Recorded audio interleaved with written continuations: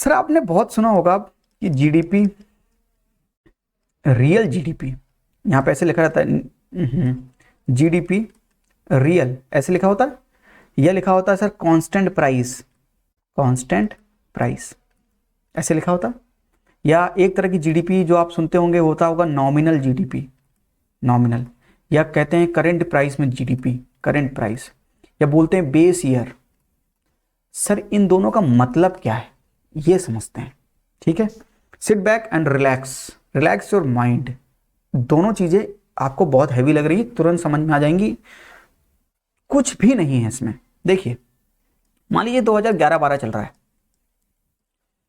और पूरे देश में दो क्वांटिटी, दो प्रोडक्ट हैं जो जिनका प्रोडक्शन हो रहा है, दो ही गुड हैं, कोई सर्विसेज नहीं है, दो गुड हैं ए और बी, दो गुड हैं जिसका प्रोडक्शन हो रहा है और उसकी क्वांटिटी है 2011-12 में ए की क्वांटिटी है 100 और बी की क्वांटिटी है 200, यानी ए की क्वांटिटी कितना उत्पादन हुआ, ए का 100 उत्पादन हुआ और बी 200 उत्पादन किया गया। और 2011-12 में इनके प्राइस थे 10 रुपीज एंड 20 रुपीज, ठीक है सर। तो जीडीपी कितनी हो जाएगी, टोटल फाइनल वैल्यू कितनी हो जाएगी इनकी, 1000 प्लस 4000 इज इक्वल टू 5000।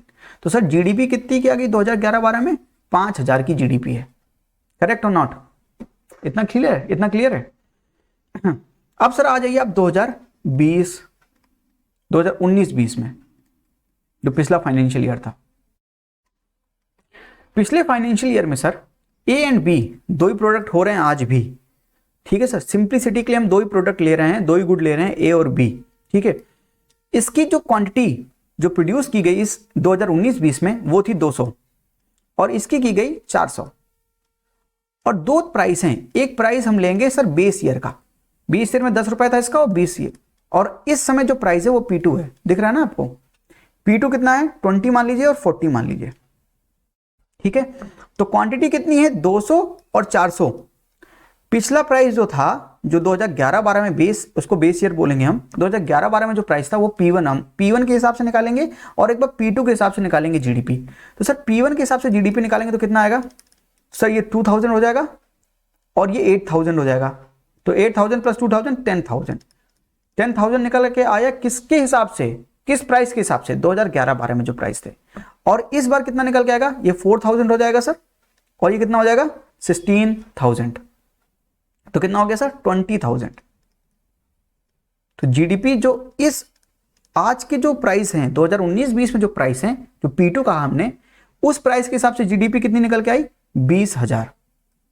और जो उस साल की 2011-12 की जो प्राइस थे उसके हिसाब से हमने जीडीपी निकाला तो 10,000 निकल के आई। इतना समझ में आया कि नहीं आया। देखिए सर जो ग्रोथ होती है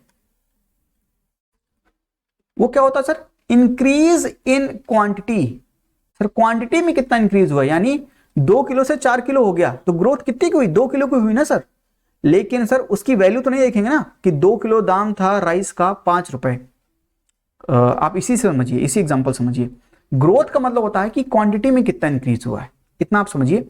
तो सर अगर हम 2011-12 के हिसाब से देखें, उसके प्राइस के हिसाब से देखें, तो सर ये जो 10,000 निकल के आया है उसमें केवल इसकी जीडीपी 2019-20 की जीडीपी और 2011-12 की जीडीपी में केवल क्वांटिटी की वजह से केवल इंक्रीज आया है या नहीं, केवल क्वांटिटी की वजह से इंक्रीज है या नहीं, सर केवल क्वांटिटी की वजह से इंक्रीज है ना सर। इसीलिए इसको बोलते हैं रियल जीडीपी। रियल जीडीपी का मतलब सर कि आपने बेस ईयर के प्राइस के हिसाब से देखा है कि कितना क्वांटिटी में इंक्रीज हुआ है, तो बेस ईयर के प्राइस के हिसाब से आपने जीडीपी निकाली तो ग्रोथ किसमें दिखेगी आपको, केवल क्वांटिटी में कितना ग्रोथ हुआ।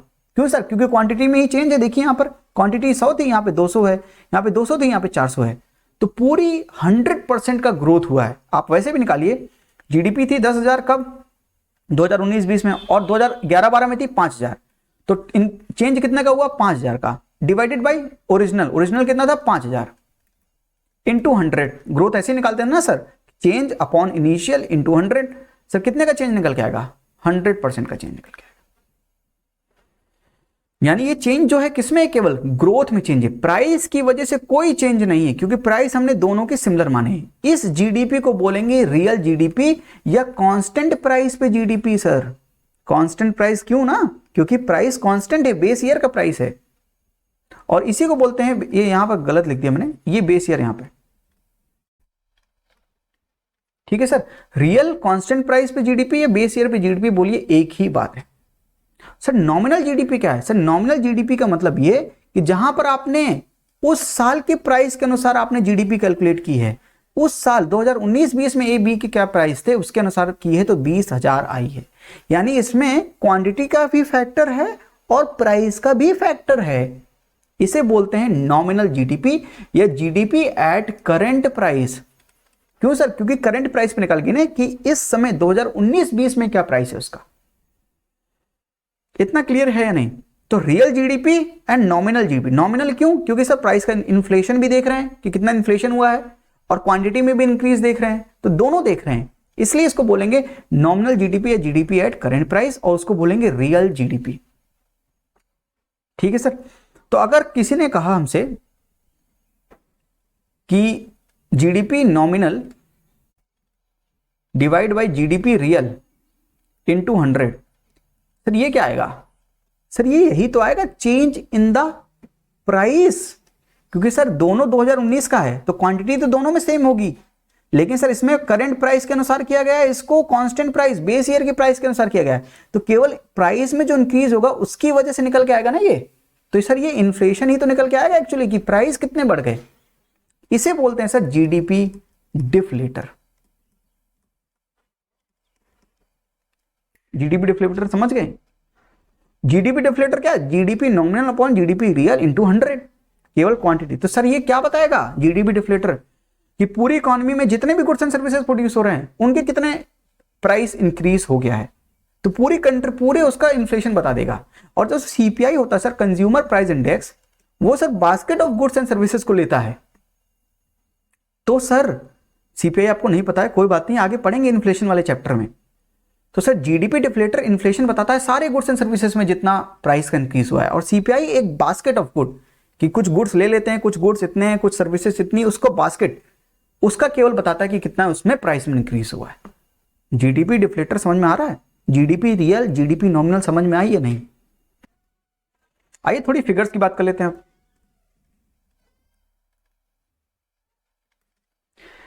सर जो जीडीपी रियल है 2019-20 में, वो है सर 145.66 लाख करोड़। सर ये लाख करोड़, सर ये क्या होता है? सर बताऊंगा आपको। जीडीपी जो नॉमिनल है 2019-20 में, वो है लगभग 2.94 ट्रिलियन डॉलर, यानी लगभग सर 203 लाख करोड़। सर ये आपने चेंज कैसे किया, सब बताएंगे सर। पहले आप फैक्चुअल इंफॉर्मेशन लिख लीजिए कि ये है, दिख नहीं रहा? सर देखिए, एक मिलियन में होते हैं 10 लाख, 1 बिलियन में होते हैं 1000 मिलियन, और 1000 बिलियन में 1 ट्रिलियन होता है। ठीक है, ये आप पहले कन्वर्जन सीख लीजिए। 1 मिलियन में 10 लाख, 1 बिलियन में 1000 मिलियन, और 1000 बिलियन में 1 ट्रिलियन। सर अगर आपको मैं कहूं कि 1 लाख करोड़ लिख के दिखाइए, उसमें कितने जीरो होंगे, तो क्या आप लिख पाएंगे? कमेंट बॉक्स में लिख के बताइए कितने जीरो होंगे 1 लाख करोड़ में। सर कैसे लिखेंगे, ट्रिक समझिए। पहले करोड़ लिखिए, इकाई, दहाई, सैकड़ा, हजार, 10,000, लाख, 10 लाख करोड़। सही लिखा ना? इकाई, दहाई, सैकड़ा, हजार, 10,000, लाख, 10 लाख करोड़। ये 1 करोड़ बन गया सर। ये यहां पर केवल 1 के ऊपर गोला कीजिए, यहां पर लिख देता हूं, इकाई, दहाई, सैकड़ा, हजार, 10,000, लाख, 10 लाख करोड़। सर ये 1 करोड़ बना। इस 1 की जगह अगर 5 रख देंगे तो कितना बन जाएगा? 5 करोड़। इसकी जगह अगर 10 रख देंगे तो कितना बन जाएगा? 10 करोड़। इसकी जगह 1 की जगह जितनी भी वैल्यू आप रखेंगे उतने करोड़ बन जाएगा या नहीं बन जाएगा? सर अगर 1 की जगह आप 1 लाख रख दें, 1 लाख कैसे रखेंगे? पहले 1 लाख लिखिए, इकाई, दहाई, सैकड़ा, हजार, 10,000, लाख। 1 लाख लिख दिया 1 की जगह, ये 1 की जगह यहां पे ये लिख दिया, और बाकी जीरो लगाइए। कितने थे? 1 2 3 4 5 6 7, 7 ही है ना? ये सर क्या है, अब इसको क्या बोलेंगे, एक था तो 1 करोड़ बोलते थे, अब यहाँ पे 1 लाख है तो क्या बोलेंगे 1 लाख करोड़। तो कितने जीरो हैं सर, 12 होंगे, तो 12 जीरो होते हैं 1 लाख करोड़ में। ठीक है। और सर अगर आप ट्रिलियन को करोड़ में लाइए, ट्रिलियन को 1 ट्रिलियन में, तो सर 1 ट्रिलियन में 1000 बिलियन, तो 1000 बिलियन है ना, और 1 बिलियन में 1000 मिलियन, तो कितने, इतने मिलियन, इतने मिलियन में कितने लाख, इतने लाख, तो सर इतने लाख बन गया। लाख में कितने जीरो होते हैं, तो सर 10 लाख हो गया ना, ये यहाँ पे 10 लाख, तो इस 10 लाख को लिख लीजिए, कैसे लिखेंगे, इकाई, दहाई, सैकड़ा, हजार, 10,000, लाख में 10 लाख, तो सर इतने लाख हो गए। आप सर काउंट कर लीजिए कितने जीरो होंगे, सर ये 3 3 6, 3 9 10 2 12, 12 जीरो। सर कहने का मतलब 1 ट्रिलियन, इतनी एक्सरसाइज मैंने इसलिए करवाई कि 1 ट्रिलियन 1 लाख करोड़ के बराबर होता है। सर अगर 1 ट्रिलियन 1 लाख करोड़ के बराबर है, तो अगर 2.94 है, वैसे हम 3 मान लेते हैं, 3 ट्रिलियन, 3 ट्रिलियन डॉलर है ना, तो 3 लाख करोड़ डॉलर हुआ, और 3 लाख करोड़ को हम रुपए में चेंज करेंगे तो डॉलर वाला कन्वर्जन 70 रुपए मान लेते हैं, 1 डॉलर इक्वल टू 70 रुपीज, तो सर कितना जाएगा 210 लाख करोड़ रुपए। सर इसीलिए मैंने आपको बताया जीडीपी जो नॉमिनल है वो लगभग 203 लाख करोड़ रुपए है, और जो रियल है वो है 145.66 लाख करोड़ रुपए।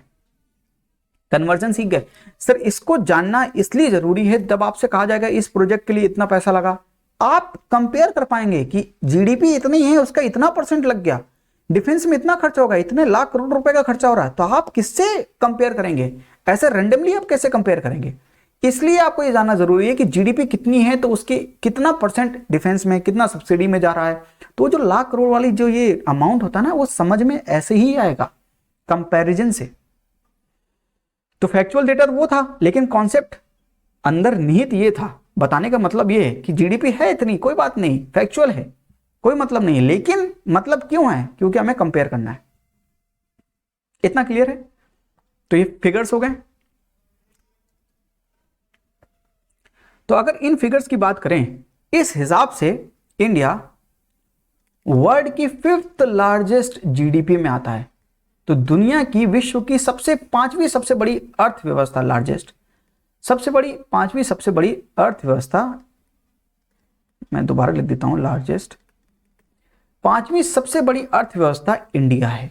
तो सर सबसे बड़ी कौन है, यूएसए, उसके बाद China, then Japan, then Germany, फिर इंडिया, और इंडिया ने 2 को पीछे कर दिया है, यूके एंड फ्रांस को पीछे कर दिया। पहले इंडिया 7वें नंबर पे था, अब इंडिया की पहले 7वीं सबसे बड़ी अर्थव्यवस्था थी, अब 5वीं सबसे बड़ी अर्थव्यवस्था है।